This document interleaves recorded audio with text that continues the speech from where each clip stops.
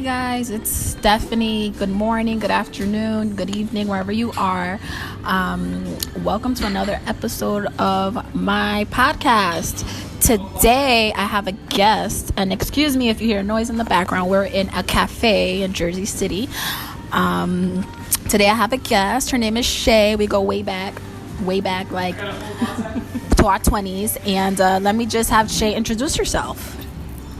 Hi guys, I'm Shay. Again, as Steph said, I have known her before the kids. So we got to grow up and mature into women together. So that's what's going to make this really fun. I'm originally from California, so I'm a New Jersey transplant, which will also make this fun because it will show how views can be different depending on where you are. Yes, so it's so funny because just a few days ago, Shay hit me up on Instagram, and been a lot of new news on Instagram, if you don't follow me. And you know, we started a conversation. We were talking about how, you know, we always have to fit into whatever society defines as normal. And, you know, Shay said death to normalcy. And we're like, yeah, that's really awesome. So today we're going to talk about how we're forced to live in a box this is what normal is.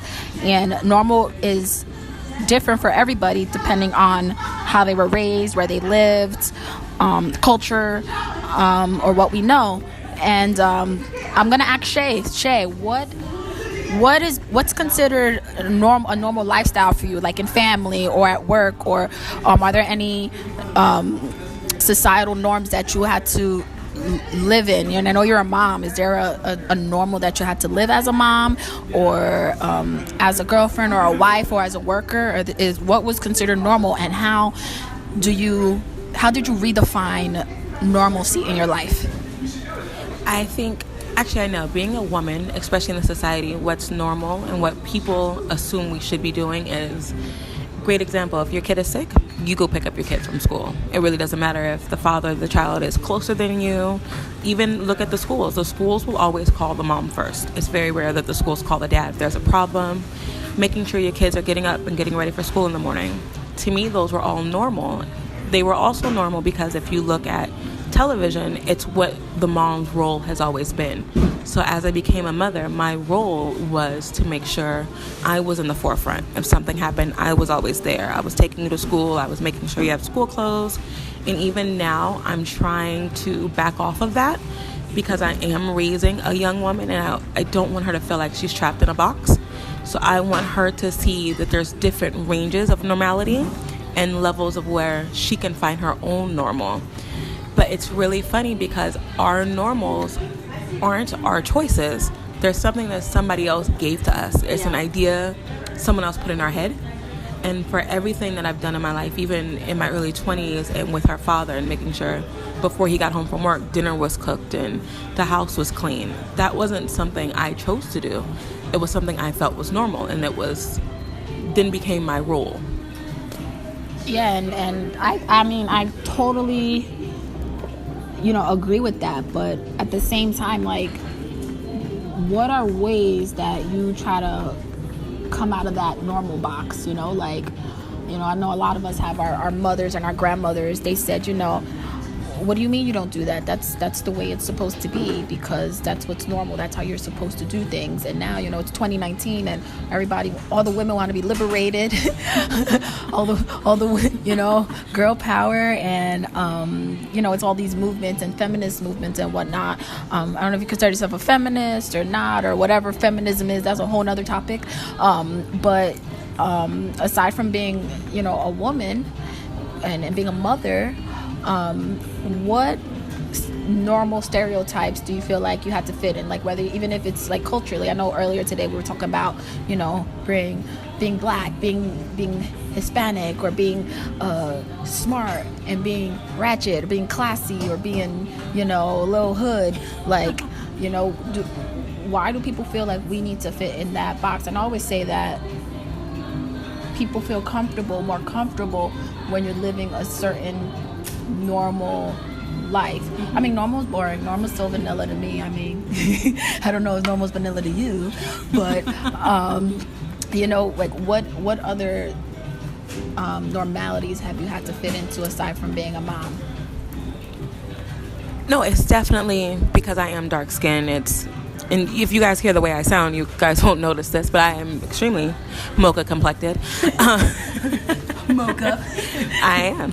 But it's, I'm talking too proper, or I need to tone something down, or I know I think I was at this great space for drinks in Jersey City called Ringside, and I almost got in a fight, and somebody was like, oh, you're acting like a little ghetto black girl.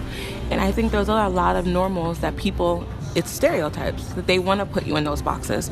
So for me, it's always just making sure that I am just true to myself, and that's the only normal I can kind of fit into. So if today I'm listening to like 90s alternative music, or if I'm reading a book on the couch or something, I need to make sure that I'm true to me.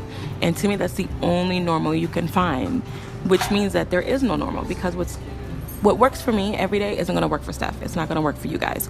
You have to figure out what works for you, and that took a lot of time of me just telling people no for everything, just to figure out what I actually wanted to do. Is that the word? No. No. Can you do this for me? No. Are you going to do this today? No. But you're supposed to. Nope. No. Are you going to cook dinner today? No. And it wasn't as much that I didn't want to. It was I needed to figure out if I was doing it because I wanted to do it, or if I was doing it because it was a quote-unquote normal role and position for me to play. Oh, yeah. And then after I did that for a couple of weeks, I was able to sit down and say, like, oh, I kind of miss cooking dinner at least 3 nights out of the week, or I don't like the way you fold the laundry. I would prefer to fold it. And that's when I would find what's my normal now. And raising a daughter, I'm always making sure that I tell her, like, you don't have to do this how mommy does it. You have to find what works best for you. And that is the only true definition. And that's how I found my normal. Yeah. Do you feel like, I know you say from the West Coast, and I mean, are there a lot of different normalities on each side? Like, do you think that East Coast and the West Coast, like, they have different things? I know for, like, it's normal, for example, even weather-wise, like, it's normal to walk around in shorts in the middle of November, probably in Cali, but it's not over here. Like, I think that's something, like, a lot of people don't realize, and I know we were talking about that earlier, like, us over here in America, a lot of things are different than it is in, like, Asia. Like, things that we consider normal over here aren't normal over there, and vice versa. Like, even from our foods. Yeah. It's like, oh, why do you eat that? Or why do Americans eat that stuff? And why, it's like, no, this is completely normal. And it's like, why? Yeah. What do you feel like, what do you think is a way that people can come to a common ground and be like, you know what, I know that's normal for you, but this is not, that's the normal for me.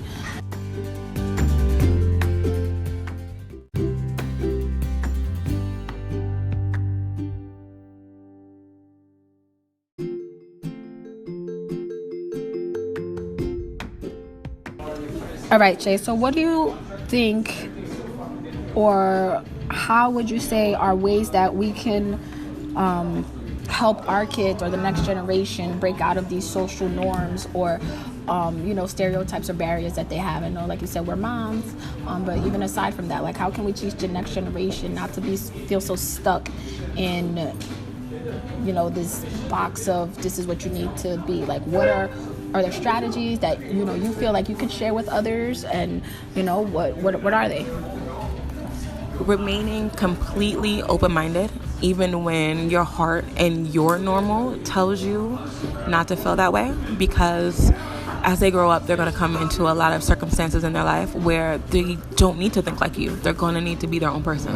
When they go to college, they're going to have to be comfortable in their own shoes with their own feelings and kind of judging their life through their generation. Definitely making sure that you're always open with them, always communicating that, this is different, but it's okay. And I think that's my favorite thing to say, because at the end of the day, unless someone is hurting someone or killing someone, everything is okay. It's not our call to put someone in a box or to say they're right or wrong. And the term normal is just a softer way of saying if someone's right or wrong. If I say, oh, look, she had a baby and she's not married, oh, that's not really normal. That's my way of judging her.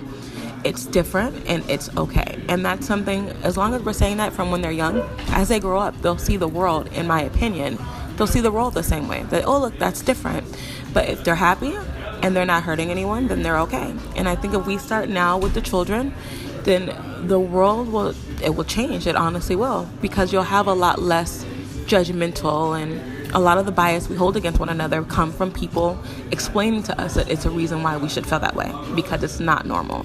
So we have to kill the idea of putting everyone in a box, and it starts with the kids, and just making them comfortable in their skin and making sure that they're encouraging other people to be comfortable. Yeah, for sure. I think that's so true, especially because, there's so much bullying going on. It's so scary, and it's so sad because, you'll have one group of kids or a child bullying another kid because, oh, he's weird, he's this, he's that, or you don't look like me, or you don't look normal, you're not normal, or this and this. You have two moms.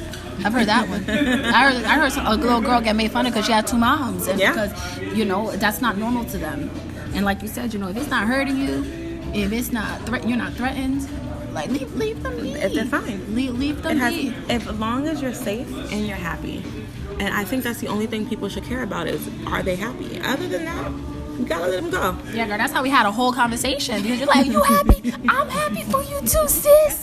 That's it. That's it. Your kids are good. You guys are well fed. You guys got clothes. Congratulations, it's your life. Yeah, it's you know what, and I think it's true. Like, I know all cultures are different, but I know they each have their own way of like enforcing certain things. Like I know in the Hispanic culture, men are macho, and this is how men's supposed to be.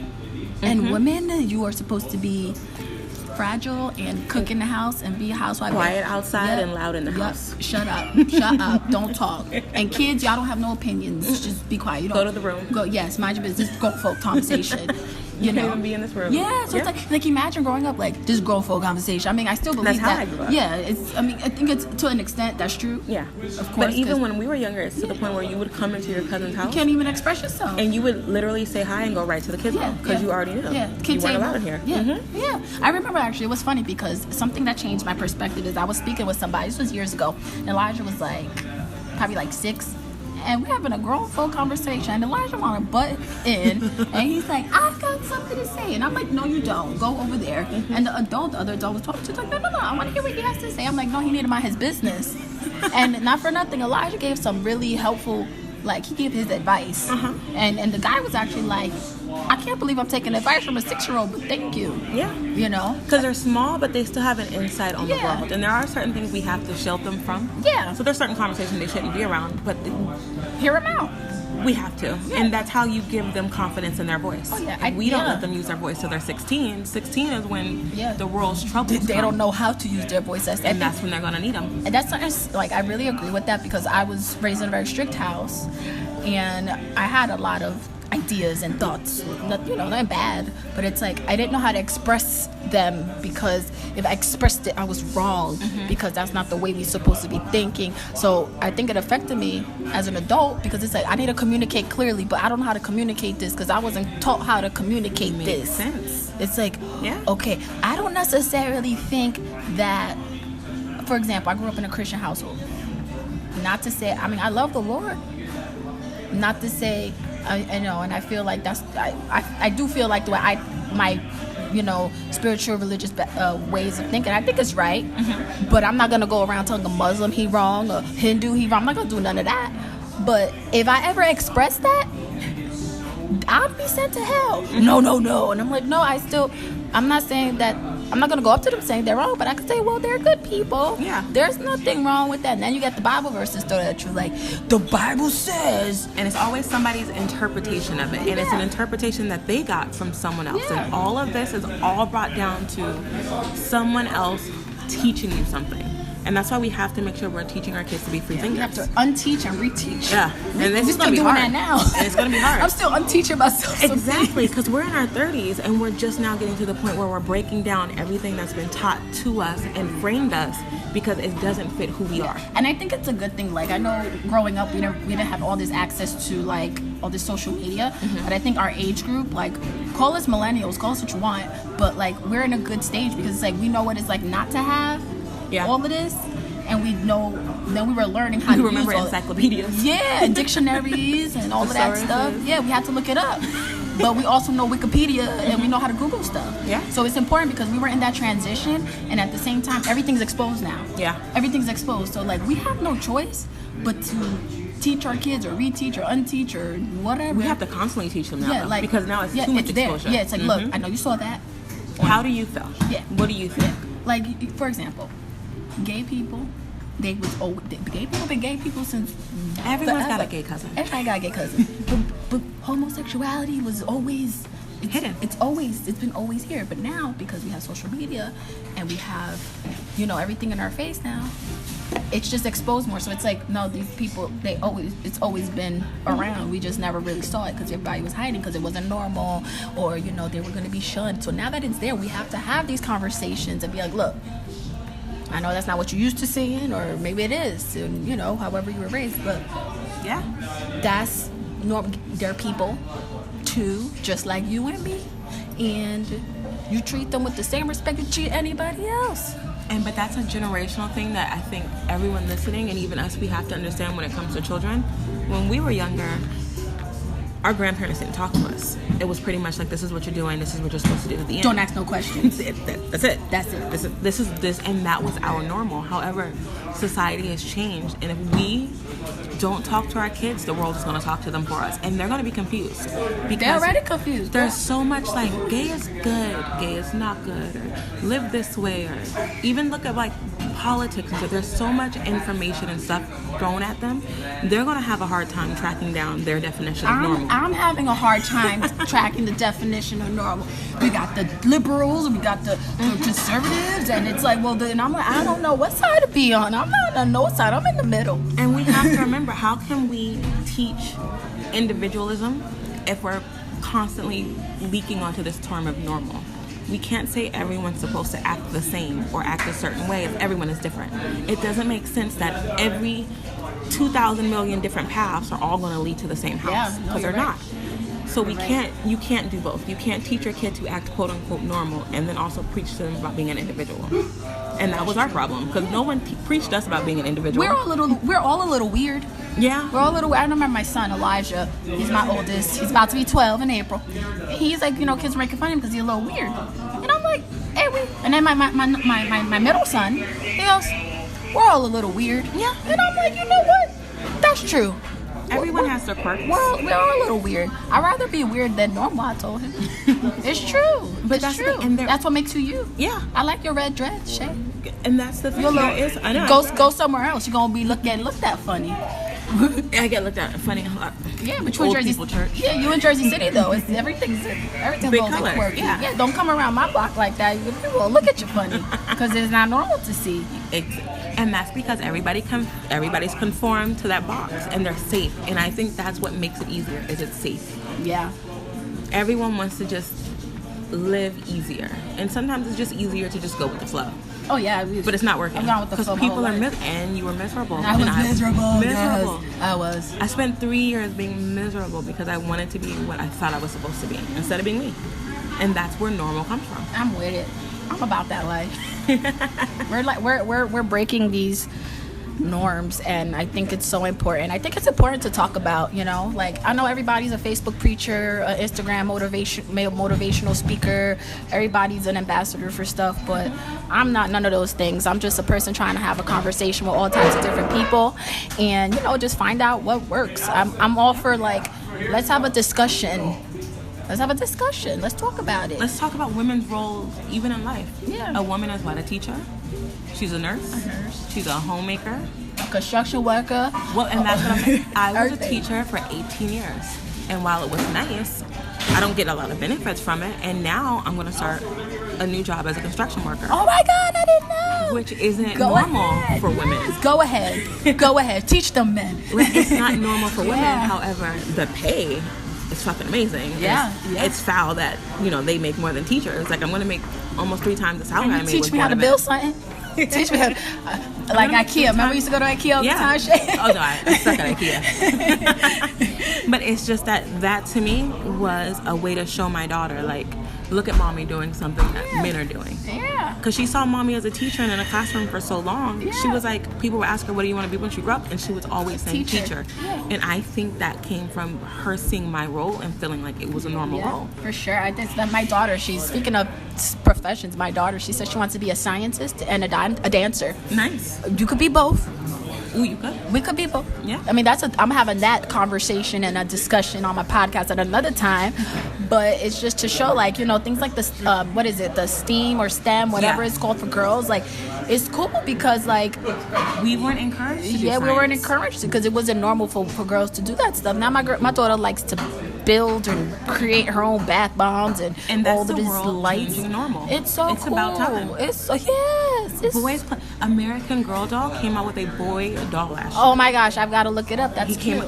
And there were people who were furious. Like, it's a doll company. You have a boy. Why would you make this boy a doll? Because there's boys in the world. It's a way of trying to break that norm. And little by little, I think everyone is seeing that the boxes we put ourselves in, it hasn't worked. We have generations of people that are just depressed and unhappy and suicidal And because so scorned, because they can't be true to them, because they want to fit into society's box. So we have to get rid of that word. I'm with it. So everybody, thanks for listening. I hope y'all, I don't even know we were teaching. We just wanted to share a word or a few words or a lot of words. We're killing the word. Yeah, we're killing the word. Don't use it anymore. Yeah, stop. We don't know. Find something else. Yeah, find a new word. And at the end of the day, you know, we're relearning how to be ourselves. And I mean, for me, every day it's me trying to figure out what works for me. Yep. What works for me. And whatchamacallit, I think if we continue to do that, our kids will be better at finding out what works for them too, and mentally, because We'll put them in a better space. Yeah, because we all probably go to therapy or need therapy. You know, nothing wrong with therapy. It's amazing. It's amazing, but I think we need to be the younger generation's therapists first, so they don't have to be as scorned and scarred like we are, because we always had to fit into societal norms. And, you know, just figure out what that is for you. Find out what's normal for you and recreate that and redefine it and live your life, booze. So we are out. Bye, guys. We're gonna close this session now, and y'all have a wonderful rest of your week. Bye-bye.